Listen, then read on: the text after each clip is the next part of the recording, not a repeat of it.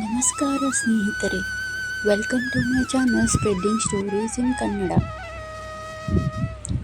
ಪತಿ ಪತ್ನಿಯರ ಜಗಳ ಕಡಿಮೆ ಮಾಡಲು ಹೀಗೆ ಮಾಡಿ ಎನ್ನುತ್ತಾರೆ ಚಾಣಕ್ಯ. ಚಾಣಕ್ಯ ನೀತಿಯಲ್ಲಿ ಆಚಾರ್ಯ ಚಾಣಕ್ಯರು ಸುಖವಾದ ಸಂಸಾರಕ್ಕೆ ಒಂದು ಹಣಕಾಸಿನ ಸ್ಥಿತಿ ಉತ್ತಮವಾಗಿರಬೇಕು ಹಾಗೂ ಇನ್ನೊಂದು ಸಾಂಸಾರಿಕ ಸುಖ ಸಂತೋಷ ಬೇಕೆಂದು ಚಾಣಕ್ಯ ಹೇಳಿದ್ದಾರೆ. ಚಾಣಕ್ಯರ ಪ್ರಕಾರ ನಮ್ಮ ಬಡತನಕ್ಕೆ ಮುಖ್ಯ ಕಾರಣವೇನು? ಸುಖ ದಾಂಪತ್ಯಕ್ಕಾಗಿ ಉತ್ತಮ ಜೀವನ ನಡೆಸುವುದು ಹೇಗೆ? ಇದರ ಬಗ್ಗೆ ಚಾಣಕ್ಯರು ಏನೆಂದು ಹೇಳುತ್ತಾರೆ ನೋಡೋಣ ಬನ್ನಿ.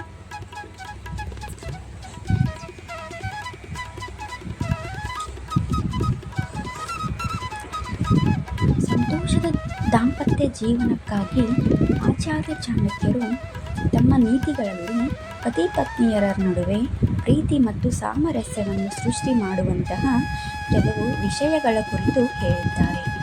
ಹಾಗೆ ಸಂತೋಷ ದಾಂಪತ್ಯಕ್ಕೆ ಪ್ರೀತಿ ಸಾಮರಸ್ಯ ಹೇಗೆ ಮುಖ್ಯವೋ ಹಾಗೆ ನಮ್ಮ ಜೀವನಕ್ಕೆ ಹಣದ ಅವಶ್ಯಕತೆಯೂ ಇದೆ ಎಂದು ಹೇಳಿದ್ದಾರೆ. ನಾವಿಂದು ಈ ವಿಡಿಯೋದಲ್ಲಿ ಆಚಾರ್ಯ ಚಾಣಕ್ಯರು ಹೇಳಿರುವ ಹಣದ ಸಮಸ್ಯೆಗೆ ಕಾರಣ ಮತ್ತು ದಾಂಪತ್ಯ ಜೀವನದ ಸುಖಕ್ಕೆ ಏನು ಮಾಡಬೇಕು ಎಂಬುದರ ಬಗ್ಗೆ ನೋಡೋಣ ಬನ್ನಿ. ಮೊದಲನೆಯದಾಗಿ ಹಣಕಾಸಿನ ಯೋಜನೆಯ ಕೊರತೆ. ಚಾಣಕ್ಯ ಸರಿಯಾದ ಹಣಕಾಸು ಯೋಜನೆಯ ಮಹತ್ವದ ಬಗ್ಗೆ ಒತ್ತಿ ಹೇಳಿದ್ದಾರೆ. ಒಬ್ಬ ವ್ಯಕ್ತಿಯು ತನ್ನ ಹಣಕಾಸನ್ನು ಸಂವೇದನಾಶೀಲವಾಗಿ ಯೋಜಿಸಲು ವಿಫಲವಾದರೆ ಅದು ಅತಿಯಾದ ಖರ್ಚು, ಸಾಲದ ಶೇಖರಣೆ ಮತ್ತು ಅಂತಿಮವಾಗಿ ಬಡತನಕ್ಕೆ ಕಾರಣವಾಗಬಹುದು. ಇನ್ನು ಎರಡನೆಯದಾಗಿ ವ್ಯಸನಗಳು ಮತ್ತು ದುಶ್ಚಟಗಳಲ್ಲಿ ತೊಡಗುವುದು.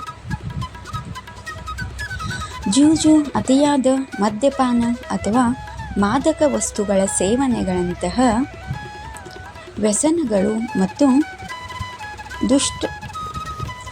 ದುಶ್ಚಟಗಳಲ್ಲಿ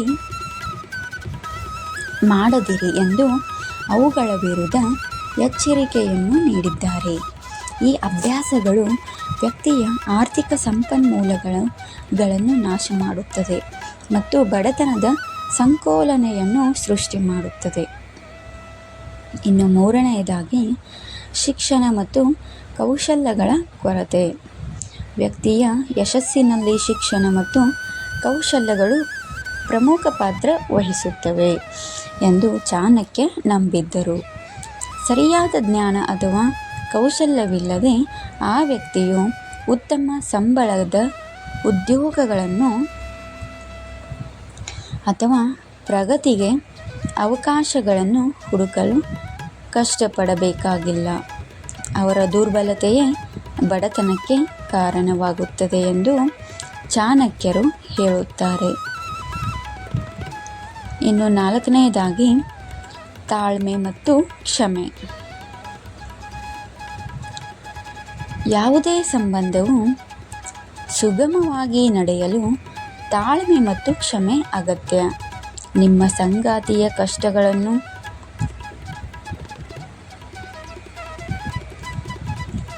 ಮತ್ತು ನ್ಯೂನತೆಗಳನ್ನು ಅರ್ಥ ಮಾಡಿಕೊಳ್ಳುವಲ್ಲಿ ತಾಳ್ಮೆಯಿಂದಿರಿ. ನಿಮ್ಮ ಮದುವೆಗೆ ಬಲವಾದ ಅಡಿಪಾಯವನ್ನು ನಿರ್ಮಿಸಲು ನಿಮ್ಮ ಸಂಗಾತಿಯು ಹಿಂದೆ ಮಾಡಿದ ತಪ್ಪುಗಳನ್ನು ಮತ್ತು ತಪ್ಪು ಗ್ರಹಿಕೆಗಳನ್ನು ಕ್ಷಮಿಸಲು ಮತ್ತು ಬಿಡಲು ಕಲಿಯಿರಿ. ಇನ್ನು ಐದನೆಯದಾಗಿ ಸಂಪನ್ಮೂಲಗಳ ಸರಿಯಾದ ನಿರ್ವಹಣೆ. ಚಾಣಕ್ಯರ ಪ್ರಕಾರ ಒಬ್ಬರ ಸಂಪನ್ಮೂಲಗಳ ಅಸಮರ್ಪಕ ನಿರ್ವಹಣೆಯು ಬಡತನಕ್ಕೆ ಪ್ರಮುಖ ಕಾರಣವಾಗಿದೆ. ಒಬ್ಬ ವ್ಯಕ್ತಿಯು ತನ್ನ ಆದಾಯವನ್ನು ನಿರ್ವಹಿಸುವಲ್ಲಿ ವಿಫಲವಾದರೆ ಖಂಡಿತ ಆ ವ್ಯಕ್ತಿ ಮುಂದೊಂದು ದಿನ ಬಡತನದ ದಾನನಾಗುತ್ತಾನೆ. ಬುದ್ಧಿವಂತಿಕೆಯಿಂದ ಖರ್ಚು ಮಾಡಿ ಮತ್ತು ಭವಿಷ್ಯಕ್ಕಾಗಿ ಉಳಿತಾಯ ಮಾಡಿದರೆ ಅದು ಆರ್ಥಿಕ ತೊಂದರೆಗಳಿಗೆ ಮತ್ತು ಅಂತಿಮವಾಗಿ ಬಡತನದಿಂದ ನಿಮ್ಮನ್ನು ರಕ್ಷಿಸಬಹುದು. ಇನ್ನು ಚಾಣಕ್ಯರು ತಮ್ಮ ಚಾಣಕ್ಯ ನೀತಿಯಲ್ಲಿ ಹೇಳಿರುವ ಈ ವಿಚಾರಗಳನ್ನು ಗಮನದಲ್ಲಿಟ್ಟುಕೊಂಡರೆ ನಾವು ಎಂದಿಗೂ ನಮ್ಮ ಜೀವನದಲ್ಲಿ ಬಡತನವನ್ನು ಎದುರಿಸಲು ಸಾಧ್ಯವಿಲ್ಲ. ಒಂದು ವೇಳೆ ಬಡತನ ಎದುರಾದರೂ ಅದರಿಂದ ಹೊರಬರುವ ಮಾರ್ಗಗಳನ್ನು ಅವರೇ ಕಲಿತುಕೊಳ್ಳುತ್ತಾರೆ. ಧನ್ಯವಾದಗಳು. ಈ ವಿಡಿಯೋ ನಿಮಗೆ ಇಷ್ಟವಾದರೆ ಪ್ಲೀಸ್ ಲೈಕ್ ಮಾಡಲು ಮರೆಯದಿರಿ ಸ್ನೇಹಿತರೆ. ಇನ್ನೂ ಹೆಚ್ಚಿನ ವಿಡಿಯೋಗಳಿಗಾಗಿ ಕಮೆಂಟ್ ಮೂಲಕ ತಿಳಿಸಿ. Thanks for watching.